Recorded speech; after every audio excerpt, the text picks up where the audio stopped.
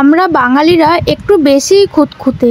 তো আমি তো একদম খুবই খুঁতখুঁতে। কারণ কি জানো, লাস্ট যে আমার মা আমার কবে জামা কাপড় কেচে দিয়েছে, বা আমাকে কবে টিফিন বানিয়ে দিয়েছে, বা আমাকে কবে খাইয়ে দিয়েছে, এগুলো আমার কিছুই মনে নেই।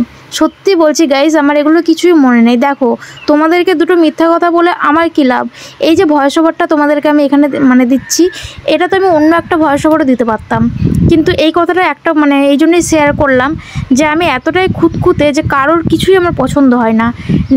নিজের কাজ নিজেকেই ভাল লাগে, যে নিজে করলেই যেন মনে হয় যে সব থেকে ভালো আমিই যেন এটা করতে পারবো।